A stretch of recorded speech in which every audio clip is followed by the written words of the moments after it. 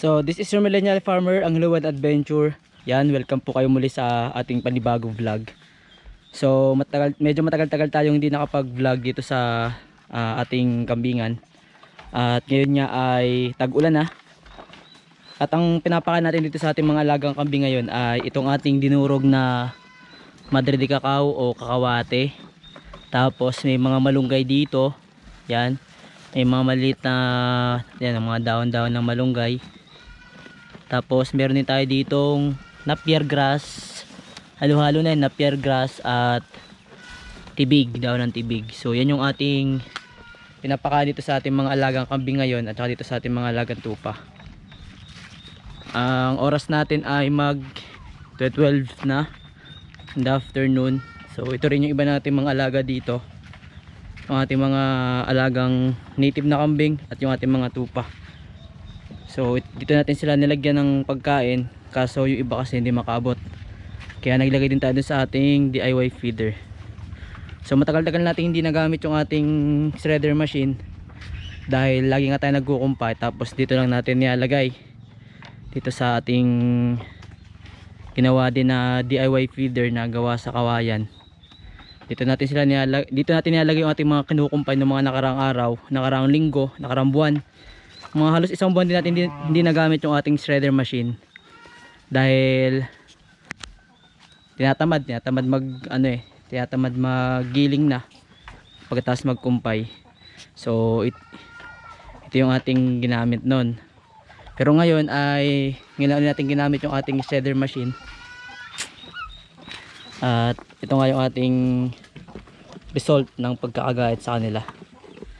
So goods na to, medyo marami-rami naman tong ating nagiling na ito. Tapos mamaya na rin tayo magigiling. Siguro probably mga alas 3 ulit ng hapon para sa second meal. Kumbaga ay pangalawang pagbibigay ng kumpay dito sa ating mga alaga.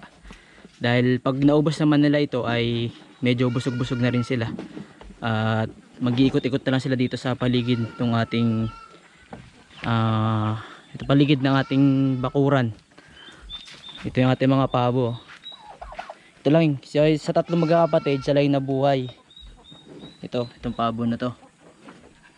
Pero may mga ilang din mga pabo tayo dito na mga sisiw. Mga 6 na piraso pa yon. At mag-iisang buwan na rin sila. So ito na yung itsura ngayon ng ating backyard farm. Nakapaglagay na rin tayo dito ng ating net. At ngayon nga ay nandito yung iba nating mga manok sa labas. Pero may mga manok pa rin tayo na nasa labas. Pero ito pala yung mga nasa loob. Dahil mas maganda pa rin kasi na nakagala yung ating mga alagang manok at kain-kain ng mga damo-damo. So ito yung mga Rhode Island Red natin dito ng mga manok. So may mga iba pang nakapasok. So yung mga free-range chicken lang natin yun nandito sa loob. Yan. So itong net na ito is nasa 100 meters to.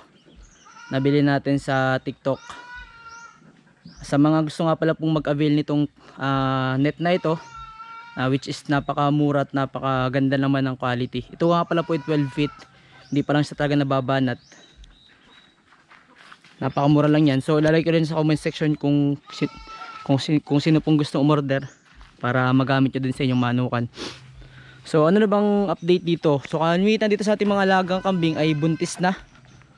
Nasampahan na ng ating bagong buck, ng ating red bower.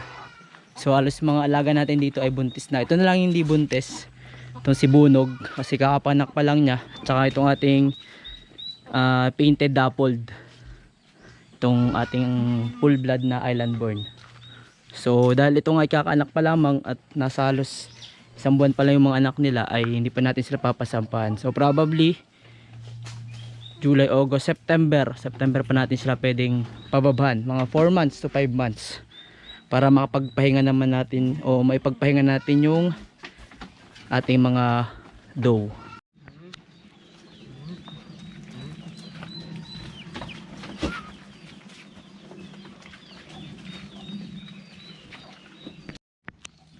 So ngayon nga ipag-usapan natin kung bakit ba muntik na akong sumuko sa pagpa-farm. So this past few months ay sobra talaga tayong na-challenge dito sa ating pag aalaga ng mga ganitong uri ng hayop, dahil kumbaga tayo ay nawala ng pag-asa dahil ang daming challenges na nangyari. Marami tayong namatay ng mga alagang kambing, tapos namatayan din tayo ng mga alagang manok, halos na peste, halos ang daming mga namatay.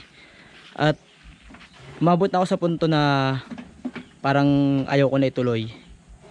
So alam ko ilan sa inyo na makakapanood ng vlog na ito ay ganoon na rin yung naging mindset o naisipan na rin sumuko sa pag-aalaga ng mga ganitong uri ng hayop, ng mga kambing, yan, ng mga kamanok. Pero hindi tayo sumuko, hindi tayo nagpadala dun sa bugso ng damdamin natin na parang ayaw ko na. Kasi lagi ko iniisip na kapag may mga times na parang gusto na natin sumuko, gusto na nating umayaw, ibig sabihin malapit na tayo sa tagumpay.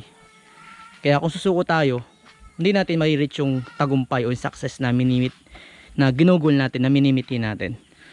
Kaya hanggang ngayon ay patuloy pa rin tayo sa pag-aaral, patuloy pa rin tayo sa pagtuklas ng bagong kaalaman regarding mga bagong teknolohiya para maalagaan talaga natin na maayos itong mga ganitong uri ng hayop. At sabi nga ay sa farming ay ano yan continuous learning, walang katapusang pag-aaral talaga.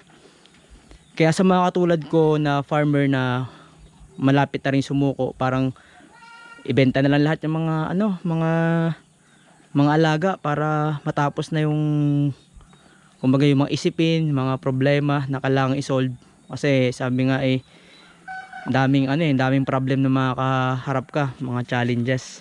Pero hindi tayo magpapatalo doon. Tuloy lang. Kaya maraming salamat po sa inyo, sa mga followers natin, sa mga subscriber natin na patuloy na nagpapalakas ng loob natin na ituloy lang natin kung ano yung ginagawa natin. Dahil tayo hindi lang iilang mga Pilipino, kundi marami tayong mga tao na nai-inspired. Ayun naman yung goal natin dito sa ating YouTube channel at saka dito sa ating Facebook page, na makahikayat ng mga tao na mag-start din sa farming. Dahil ang mga farmer ay ang backbone ng ating country.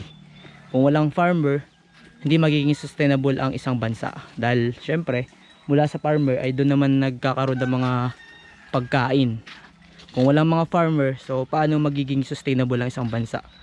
So sana itong vlog na ito ay naging pampalakas loob din sa inyo na huwag tayong sumuko sa mga bagay na minimiti natin, sa mga goal natin.